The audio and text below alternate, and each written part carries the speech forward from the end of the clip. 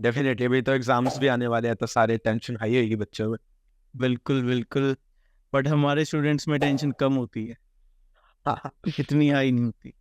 पढ़ाते बढ़िया हो सर फिर आप। ठीक है ना, 2 से 3 बार तो बेटा रिवीजन हो जाती है ना। तो जब बच्चे की इतनी रिवीजन हो जाती है तो बेटा उसको टेंशन लेने की क्या जरूरत है। इतने टेस्ट हो जाते हैं, रिवीजन हो जाती है। आपके लिए क्वेश्चंस प्रिपेयर किए हुए हैं तो धीरे धीरे पूछेंगे, आप ओके, जवाब देते रहना है ना, जैसा आपको अच्छा लगे। कोई बात नहीं, नो प्रॉब्लम, पूछो। एंड फर्स्ट ऑफ ऑल जो भी ये पॉडकास्ट देख रहा है, I scored around 98% in my mathematics and it's all due to his help and yeah just keep that in mind, right? Okay, Okay, thank so can you share a bit about your journey from being a student at Thapar University to becoming a mathematics teacher? That like आपने mathematics teaching ही क्यों choose किया and teaching profession में क्यों आए? तो देखो बेटा, मैं आपको स्टार्टिंग से बताता हूँ। एक्चुअली ना मैंने बीटेक की है पंजाबी यूनिवर्सिटी से, यूको डिपार्टमेंट से। ठीक है, तो वहाँ पढ़ने का कोई इतना सीन नहीं था मेरा। तो मैं तैयारी करने गया गेट एग्ज़ाम की, graduate aptitude test for engineering. तो सारा जो माहौल है ना मेरा, वहीं जाके चेंज हुआ, दैट इज़ इन दिल्ली। ठीक है, तो मैं जब दिल्ली शिफ्ट हुआ ना, तो मतलब जो मेरा सराउंडिंग था वहाँ पे, जो मेन हम कहते हैं कि मेरा जो फ्रेंड सर्कल बना, वो ऐसा बन गया, एक उनका ड्रीम था, पैशन था। तो मतलब जब हम पढ़ रहे थे ना वहाँ पे कोचिंग में, तो जब वो टीचर्स हमारे सामने आए ना, मतलब मेरे को लगा यार ऐसे ही बनना है, बस इन टीचर्स जैसा बनना है। एक तो स्टूडेंट, मतलब जो मेरे फ्रेंड सर्कल था वो पढ़ने वाला, और ऊपर से मैं उनसे मोटिवेट ज़्यादा हो गया टीचर्स से, कि नहीं यार ये प्रोफेशन मेरे को अच्छा लग रहा है। मतलब जो पैशन उनका है ना, वो पैशन मेरा बन गया बस। उसके बाद जब मैं पटियाला आया, तो मेरा गेट क्लियर था, विद इन 2 मंथ्स मैंने गेट एग्जाम निकाला है। तो उसके बेसिस पे घर वाले कहते जी बेला नहीं बैठना, पंजाबी कहना ना, वेला बैठा था फिर औखा काम है तेरा। हाँ हाँ। कहते हुन थापर च एडमिशन मिल रही है, ले लो। थापर च मैंने एडमिशन ली, नो डाउट। बट मेरा कोई मन नहीं सी कि मैं एमटेक करा, मास्टर्स करा। ठीक है ना, मेरा मन सी मैं कोचिंग च ही जाना। ठीक है, सो थापर दे नाल नाल मैं गेट ਦੀ कोचिंग पढ़ानी स्टार्ट करती ਸੀ ਕਿਸੇ ਇੰਸਟੀਚਿਊਟ 'ਚ। ਠੀਕ ਹੈ ਜੀ, ਫਿਰ ਮੈਨੇ ਐਦਾਂ ਹੀ ਥਾਪਰ 'ਚੋਂ ਐਮਟੈਕ ਵੀ ਕੀਤੀ, ਨਾਲ ਪਾਰਟ ਟਾਈਮ ਕੋਚਿੰਗ ਦਾ ਕੰਮ। ਫਿਰ ਮੈਨੇ ਆਪਣਾ ਕੋਚਿੰਗ ਸੈਂਟਰ ਓਪਨ ਕੀਤਾ, just for GATE, not for IIT। मैंने अपना कोचिंग सेंटर ओपन किया गेट ही। ਤੇ ਮੇਰੀ ਫੀਲਡ ਸੀ ਇਲੈਕਟ੍ਰੋਨਿਕਸ ਐਂਡ ਕਮਿਊਨੀਕੇਸ਼ਨ, ਜੋ ਕਿ ਤੁਹਾਨੂੰ ਵੀ ਅੱਜ ਪਤਾ ਹੈ ਕਿ ਉਹ ਬਹੁਤ ਜ਼ਿਆਦਾ ਡਾਊਨਫੋਲ ਹੈ ਉਸ 'ਚ। ਤੇ ਜਦੋਂ ਮੈਂ ਗੇਟ ਦੀ ਕੋਚਿੰਗ ਦੇ ਰਿਹਾ ਸੀ, ਆਫਟਰ 2 ਇਅਰਸ ਬਹੁਤ ਜ਼ਿਆਦਾ ਡਾਊਨਫਾਲ ਸੀ।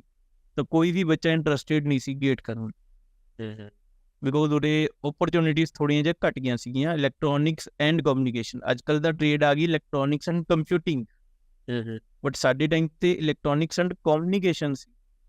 ਠੀਕ ਹੈ ਜੀ, ਸੋ ਫਿਰ ਆਪਾਂ ਨੇ ਸਰਵਾਈਵ ਤਾਂ ਕਰਨਾ ਹੈ ਨਾ ਹੁਣ। ਤੇ ਮੈਂ ਆਪਣਾ ਸੈਂਟਰ ਖੋਲ੍ਹਿਆ ਹੋਇਆ ਸੀ, ਤੇ ਮੇਰਾ ਇੰਟਰਸਟ ਸੀ ਐਜ਼ ਅ ਮੈਥਮੈਟਿਕਸ। ਤੇ ਮੈਥਸ ਇੱਕ ਐਸਾ ਸਬਜੈਕਟ ਹੈ ਮੇਰੇ ਲਈ ਕਿ ਬਸ ਕੋਈ ਮੈਨੂੰ ਕੁਐਸਚਨ ਦੇ ਕਿਸੇ ਨਾ ਕਿਸੇ ਤਰੀਕੇ ਨਾਲ ਸੋਲਵ ਕਰ ਲਾਂਗੇ, ਕੁਛ ਨਾ ਕੁਛ, ਚਾਹੇ 5 ਮਿੰਟ ਲੱਗਣ, ਚਾਹੇ 10 ਮਿੰਟ ਲੱਗੇ, ਚਾਹੇ 15 ਮਿੰਟ ਲੱਗੇ, ਚਾਹੇ 20 ਮਿੰਟ ਲੱਗੇ, ਦਿਮਾਗ ਲਗਾਈ ਜਾਣਾ ਉਸ ਕੁਐਸਚਨ ਦੇ ਉੱਤੇ। ਠੀਕ ਹੈ ਨਾ, ਬਸ ਫਿਰ ਸਬਜੈਕਟ ਆਪਣੀ ਪਸੰਦ ਦਾ ਸੀ, ਅੱਗੇ ਸੀ ਵੀ ਹਾਂ ਪੈਸ਼ਨ ਹੈ ਟੀਚਿੰਗ ਦਾ, ਬਸ ਫਿਰ ਆਪਾਂ ਮੈਥਸ ਪੜ੍ਹਾਉਣਾ ਸਟਾर्ट ਕੀਤਾ ਬੱਚਿਆਂ ਨੂੰ। आपने ठीक है ना, बताया भी था कि आपने 25 रजिस्टर भरे थे मैथमेटिक्स के, लाइक क्वेश्चन सॉल्व कर करके। हाँ। आ, वो भी बस अभी मैंने पता नहीं कहीं रख दिए है, अब मैं भूल गया पता नहीं कहाँ रखे। लेकिन जब तक मैं इस उसमें आया नहीं हूँ, तब तक संभाल के रखे वो मैंने register. How do you make complex mathematical concepts more accessible and interesting for your students? मैं जब आया ना मैथ्स पढ़ाने, जब मैं इस फील्ड में आया, मेरे को लग रहा था कि मैं तो बहुत ईजिली पढ़ा दूँ, खुद करने में और सामने वाले को समझाने में बहुत फर्क है। मेरे को करने को देगा, मैं 100 क्वेश्चन शायद 30 मिनट में कर दूँ, 30 या 40 मिनट में कर दूँ। अगर तुम मेरे को बोलेगा ना 100 क्वेश्चन बच्चों को समझाने हैं, ठीक है ना, तो एक क्वेश्चन को कम से कम 10 मिनट लगते हैं, तो 1000 मिनट लगेंगे मेरे को उसको समझाने में। तो अगर ये मैं पहले दिन से करूं तो शायद मैं 1000 मिनट ना लगाऊं सॉल्व करने में, उनको समझाने में, है ना। मैं बहुत जल्दी सॉल्व करके चला जाऊं, ठीक है। तो बेसिकली होता क्या है, जब आप पढ़ाते हो ना, तो एक तो पेशेंस लेवल बहुत चाहिए, क्योंकि जो सामने बच्चा बैठा है उसको शायद मैं मान के चलता हूँ कि ये 0 है। जब हम गेट को पढ़ाते थे तो हम कहते थे यार क्वाड्रेटिक इक्वेशन पक्का सॉल्व करनी आती है, क्यूबिक इक्वेशन सॉल्व करनी आती है, ठीक है, इसका डिफरेंशिएशन आता है, इसकी इंटीग्रेशन इसको आती है, हम अज्यूम करके चलते थे। तो पहले साल मैंने भी ये अज्यूम कर लिया कि +1 के बच्चों को क्वाड्रेटिक इक्वेशन सॉल्व करनी है। हाँ, तो पहले साल ये गलती थी मेरी, ठीक है। फिर अगले साल धीरे धीरे सीखा कि नहीं, हमने क्या मान के चलना है, बच्चे क्या है, 0 है। तो मैं इतना खोल देता हूँ बच्चों को, तेरे को भी पता ही है कि बच्चा ना डाउट पूछते हुए डरता नहीं। हाँ, मतलब मेरे साथ इतना होता है, अगर मैं उस बच्चे को डांट भी दूं ना, फिर भी वो मेरे से डाउट पूछ लेगा। उसको पता है कि सर ने डांट दिया, कोई दिक्कत नहीं है, ऐसे चलेगा, क्योंकि वो तेरे को पता ही है। तो मेन क्या है, टीचिंग स्ट्रेटेजी, जो टीचिंग मेथोडोलॉजी है ना हमारी मैथ्स में, कॉम्प्लेक्स क्वेश्चन को इजी बनाने के लिए, एक तो उनको कंसेप्ट क्लियर कराना, इसमें क्या है, इसमें क्या है, इसमें क्या, ठीक है जी। और एक उनको आराम से बताना। और इस बार तो और भी मैंने बेटर कर लिया अपने आप को, क्या बच्चों को ना क्वेश्चंस नहीं मिलते थे टॉपिक के ऊपर, तो मैंने हर, एक होता है ना चैप्टर वाइज क्वेश्चन, एक होता है चैप्टर वाइज, एक होता है चैप्टर के अंदर टॉपिक वाइज क्वेश्चंस। तो इस बार मैंने मतलब basic level to high level ना चैप्टर में टॉपिक वाइज क्वेश्चन लगा, सब टॉपिक वाइज क्वेश्चन, अब उसकी असाइनमेंट्स बना दी हमने। तो और इजी हो गया हमारे बच्चों के लिए। आने वाले फ्यूचर में मेरे को और लगेगा कहीं चेंजेस करने, तो मैं वो भी करूंगा आने टाइम, जैसे जैसे मेरे को लगता जा रहा है चेंज करना है, वहाँ वहाँ मैं चेंज करता जा। आपके टाइम पे कुछ चेंजेस किए थे, आप जब अब आओगे आप कहोगे सर हमें तो ये कराया नहीं। जब मेरे को लगा होगा कि ये गलती हो गई मेरे से, तो नेक्स्ट टाइम मैं वो इम्प्रूव करता हूँ। तो मेथोडोलॉजी तो यही है बेटा, कि एक तो उनको कंसेप्ट समझाना है प्रॉपर, जो चैप्टर हम पढ़ रहे हैं उसके यूजेस क्या हैं, कहाँ कहाँ वो यूज होंगे, ठीक है ना। और देखो कॉम्प्लेक्सिटी तो देखो बच्चे खुद, जब हम कोई भी चीज़ है ना, जब उसको करने लगते हैं ना, तो वो जो कॉम्प्लेक्स चीज़ है ना वो अपने आप दूर हो जाती है, अपने आप, जब आप उसके अंदर घुसोगे ना। अब तू बता, ब्लॉगिंग कर रहा है या पॉडकास्ट हम चला, मेरे को तो कॉम्प्लेक्स लगती है, तेरे लिए क्या है, तेरे लिए इजी है, बिकॉज आप उसके अंदर बढ़ गए। तो बच्चों को मैं यही एडवाइस देता हूँ हमेशा, एक बार करो तो सही। जब वो बच्चे मोटिवेट होके करते हैं ना क्वेश्चन, उनको बड़ा मजा आता है कि यार क्वेश्चन किया, हमसे हुआ नहीं। अगले दिन जब वो मेरे से डाउट पूछते हैं ना, जब वो होता है ना, फिर कहते हैं अच्छा ये पॉइंट था जहां मैं अटक रहा था। फिर उनको और समझ में आता है। मैं कहता हूँ 100 क्वेश्चन है ना, मैं 100 के 100 करवा सकता हूँ क्लास में, करवाए भी हैं, ठीक है। बट अगर वो बच्चा ट्राई करके आया ना 100 के 100 क्वेश्चन, और डाउट हैं उसके 100 के 100 क्वेश्चन, तो और वो मैं करवा रहा हूँ, तो नेक्स्ट टाइम वो 100 के 100 क्वेश्चन खुद कर लेगा, इतनी गारंटी है। तो कॉम्प्लेक्सिटी कुछ नहीं है, ठीक है ना। कॉम्प्लेक्सिटी तो सिर्फ ये है कि बेटा बस बच्चों को कंसेप्ट समझ में आना चाहिए, बाकी बच्चे के ऊपर भी होता है सब कुछ। क्लास के अंदर कि आपने क्वेश्चन दिए थे होमवर्क के लिए एंड बच्चे सॉल्व नहीं करके आए थे, आपने मेरे घर पे भी 3-4 बार फोन किया हुआ है देख, बट फिर भी मैं डाउट पूछता था। क्योंकि ट्रांसपेरेंसी पेरेंट्स के साथ होनी बहुत जरूरी है, क्योंकि पेरेंट्स को ऐसा लगता है कि उन्होंने फीस पे की है, वो भी अपनी जगह सच है। देखो पेरेंट्स की इन्वेस्टमेंट हो बेटा आप लोग, ठीक है ना। तो अगर आप काम नहीं करोगे तो मैं समझता हूँ कि कितनी डिफिकल्टी से उन्होंने आपके लिए पैसे कमाए, ठीक है, ये मेरे को बहुत अच्छे से पता है। उनके पैसे हम खराब नहीं होने।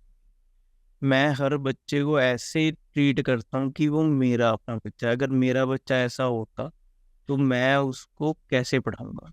What advice do you have for students preparing for board exams and JEE in terms of managing their time and stress effectively? देखो बेटा, सबसे पहले ना मैं एक ये चीज़ कहूँगा यहाँ पे, बोर्ड एग्जाम्स और जेई एग्जाम बहुत चैलेंजिंग है।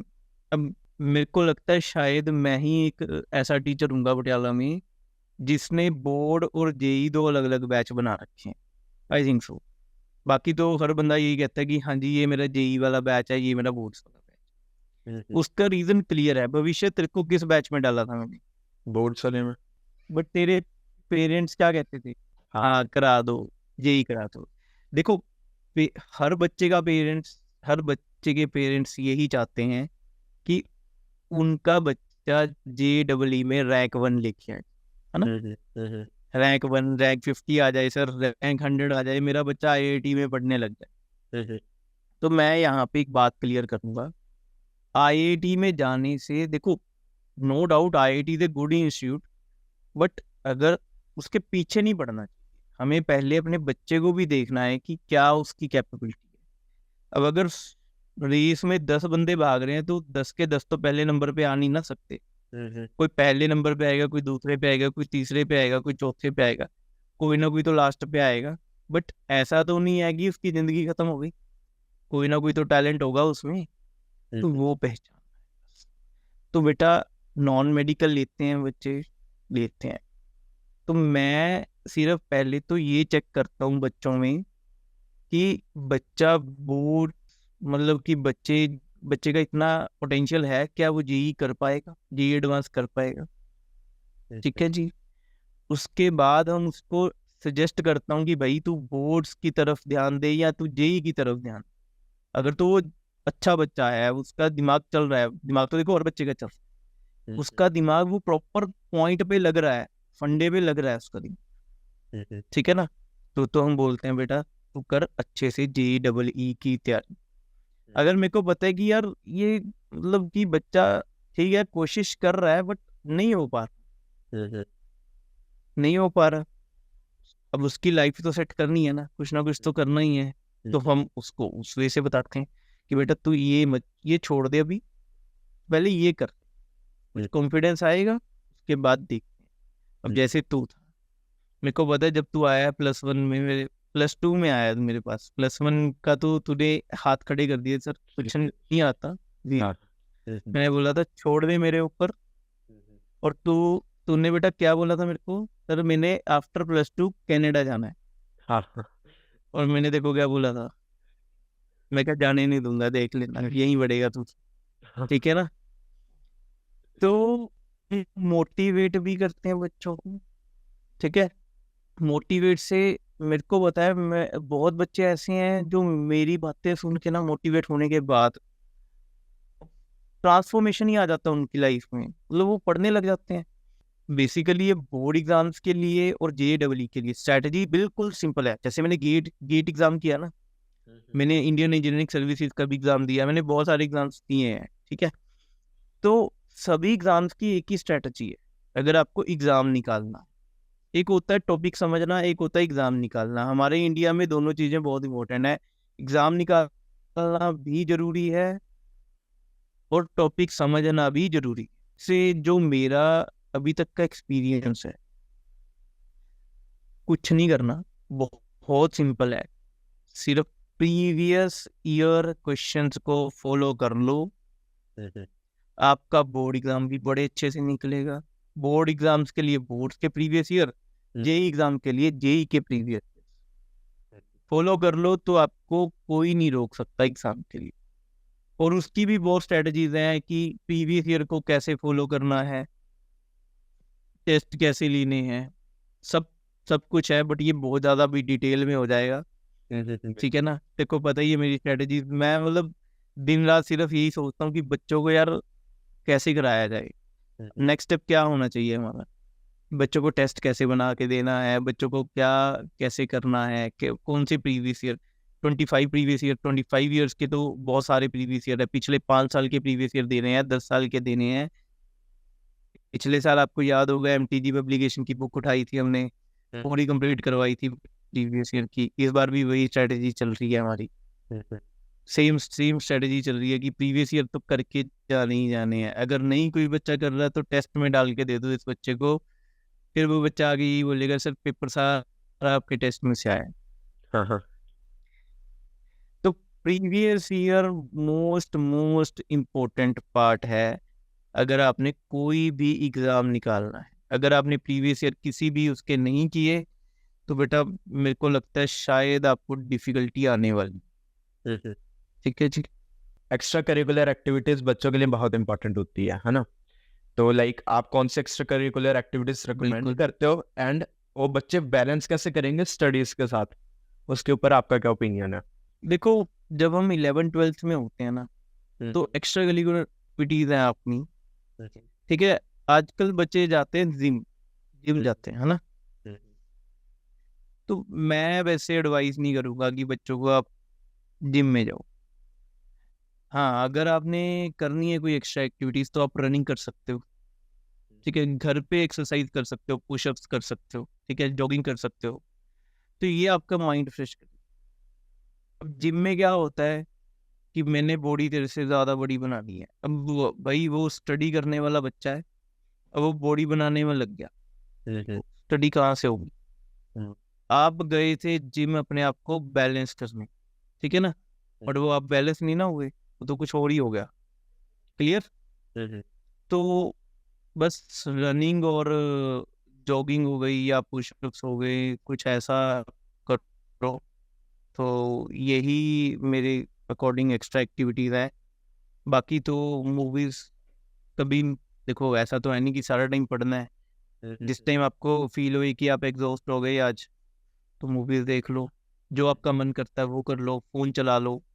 ठीक है ना, इंस्टाग्राम है, बट हाँ इंस्टाग्राम एक बहुत बड़ा फेलियर है वैसे तो हमारे लिए, कि कुछ बच्चे उसका मिस यूज बहुत करते हैं, तो वो मिस यूज नहीं करना चाहिए। ठीक है, हाँ अगर आप एग्जॉस्ट फील कर रहे हो तो थोड़े टाइम के लिए चला लो, आधे घंटे के लिए, 40 मिनट्स के लिए, नॉट मोर दैन। तो मतलब एक्स्ट्रा एक्टिविटीज में अगर हम बाहर की बात करते हैं, क्रिकेट खेलने जा सकते हो हर संडे। शायद तेरे को याद हो, हमने भी रखे थे मैचेस। आया था तू कि नहीं? मैं नहीं आया था दोस्त। शायद नहीं आया, है ना? हाँ बाकी बच हाँ, हमने इंस्टीट्यूट में बनाया था मैच। ठीक है ना, तो इससे ये होता है कि चलो बच्चों को फील हो जाता है, ट्रिप पे लेके जाते हैं हम। ठीक है ना, पार्टी चलो कर लेते हैं। ठीक है ना, तो ये एक पार्ट है, इंजॉयमेंट भी जरूरी है। ठीक है ना, तो यही है एक्स्ट्रा एक्टिविटीज में। How do you incorporate technology such as online resources into your teaching methods? हमें जैसे 3D फिगर्स बनाने, तो जो वाइट बोर्ड है उसके ऊपर हम 3D फिगर्स नहीं बना सकते, 2D फिगर बनती है ना? तो जैसे मेरे पास टैब है, तो क्लास में मैं टैब का यूज करके बच्चों को 3D फिगर भी दिखाता हूँ कि ये ऐसे है, ताकि उनको समझने में इजी हो। तो कुछ टेक अभी आने वाले टाइम में देखो, अभी तो हम स्मार्ट बोर्ड्स आ चुके हैं, बट स्मार्ट बोर्ड्स का एक डिसएडवांटेज ये हो गया, बाई चांस अगर हमारे यहाँ पे लाइट चली गई, तो वो जो क्लास के टाइम पे लाइट चली गई, तो उस टाइम पे ना वो बड़ी दिक्कत आती है अच्छा स्मार्ट बोर्ड। ठीक है, बट मैथ्स में इतना यूज नहीं होता जितना वो फिजिक्स और केमिस्ट्री के लिए यूज होता है। तो मेरे को जो मेरे लिए मैथमेटिक्स के लिए सफिशिएंट लगता है, that is only my tab. तो मैं अभी तक तो अपने टैब को यूज कर रहा हूँ। उससे अगर मेरे को कोई फिगर दिखानी होती है बच्चों को, 3D फिगर, जैसे कॉनिक सेक्शन में दिखाना होता है कि कैसे कौन को एक प्लेन कट मारता है कि वो पैराबोला बन जाए, एलिप्स बन जाए, हाइपरबोला बन जाए, तो ये सब मैं बच्चों को टैब के जरिए समझा, टैब पे बना के दिखा देता हूँ वीडियो कि बेटा देखो ऐसा होगा, ये ऐसी फिगर बनी, ये ऐसा होगा। तो टेक्नोलॉजी का यूज सिर्फ इतना है कि हम बच्चों को समझा सकें, फिगर्स समझा सकें, 3D फिगर समझा सकें। 2D फिगर्स तो देखो बोर्ड पे बन जाती हैं भाई, ठीक है, बट 3D फिगर्स के लिए हमें टेक्नोलॉजी की हेल्प लेनी ही पड़ेगी। बाकी तो मतलब बाकी 4D की तो हम बात कर ही नहीं रहे हैं अभी। ठीक है, हमारी जो सिलेबस है that is to 3D only. बाकी एक यूट्यूब का हम यूज़ करते हैं। जैसे अभी आपके टाइम पे तो शायद लेक्चर्स रिकॉर्ड नहीं करता था मैं, तो इस बार लेक्चर्स प्रॉपर रिकॉर्ड होते हैं। ठीक है, तो उनको हम डेली यूट्यूब पे अपलोड कर देते हैं, ताकि कोई बच्चा अगर मतलब मिस कर गया क्लास को, तो वो हमारा लेक्चर प्रॉपर लगा। किसी बच्चे का कोई कुछ रह गया तो वो हमारे रिकॉर्डेड लेक्चर से देख सकता है। राइट। क्या रिकॉर्डेड लेक्चर हम ऐसा नहीं है कि हाँ मैं क्लास में नहीं आया तो हमारा रिकॉर्डेड लेक्चर चलेगा, नहीं। क्लास ऑफलाइन ही लगेगी, हमारी प्रॉपर ऑफलाइन लगेगी, ठीक है। But recorded lecture is just for the help of the show, ताकि जिस बच्चे को अगर नीड है, अब 11 बज गया रात को, क्वेश्चन सॉल्व कर रहा है, सर ने बताया था बट याद नहीं आ रहा, अगर वो लेक्चर दोबारा सुनने को मिल जाए ना मेरे को, फिर मैं ये क्वेश्चन सॉल्व कर दूंगा। तो ये जब ये ऐसा होता है ना पॉइंट, जब वो चीज़ दोबारा बच्चे को मिल जाए ना, तो उसको पता है कि यार लेक्चर बड़ा है, उठाओ और सुन लो जल्दी से इस लेक्चर को, तो मेरा क्वेश्चन सॉल्व हो जाएगा। तो इसीलिए बस वो लेक्चर हम रिकॉर्ड कर रहे हैं और बच्चों को दे रहे हैं। गाइस, जो भी अभी वीडियो को देख रहे हैं, सर के चैनल का लिंक डिस्क्रिप्शन में होगा, जरूर जाके देखना एंड चेक करना उनका टीचिंग स्टाइल कैसा है, एंड या आके कमेंट भी करना कि आपको कैसा लगा। मेरी वैसे वीडियो प्राइवेट होंगी वीडियोस, अगर आपको किसी को फिर भी देखनी है तो मेरे को चाहे आप व्हाट्सएप कर देना, मैं आपको अपनी वीडियोस भेज दूंगा जो लेटेस्ट वाली, जो भी हम रिकॉर्ड कर रहे हैं। आई थिंक जो पब्लिक में वीडियोस पड़ी हैं वो 2020 की पड़ी हो, लॉकडाउन टाइम की वीडियोस पड़ी। अगर कोई स्टूडेंट है, he or she is passionate about mathematics and is unsure कि आगे पाथ करियर क्या चूज करना चाहिए। बेसिकली भविष्य क्या होता है, जो इंजीनियरिंग है ना, engineering is nothing but it is a combination of maths and physics. मतलब सारा दिन हम मैथ्स और फिजिक्स में खेलते हैं। तो मेरी जो प्रोफेशनलिज्म है that is in electronics and communication. उसमें सब्जेक्ट्स होते हैं जिसमें मैथमेटिक्स टूल का यूज होता है। तो बेसिक जिसको आता है बेटा वही इन सब्जेक्ट्स को कर सकता है। और बेसिक क्या है, बेसिक इज अ मैथ, वही मेन है। अगर अब जैसे आपने क्वेश्चन किया था कि जेई के लिए क्या चाहिए, जेई के लिए मेरे को कुछ नहीं चाहिए, आप सिर्फ 6th 7th 8th 9th 10th के बेसिक सीख के आओ, रट्टा मत मार के आओ, सीख के आओ। अगर आपने वो सीखे हुए हैं, याद नहीं किए हुए, ठीक है ना, तो आपको +1 +2 में JEE बहुत ईजी लगने वाला है। अब क्या होता है, बच्चों के 10th में 96% मार्क्स आते हैं, 98% अभी आ जाते हैं, 99 भी आ जाते हैं। But problem is what, 10th का मैथ्स कितना होता है, बहुत छोटा सा।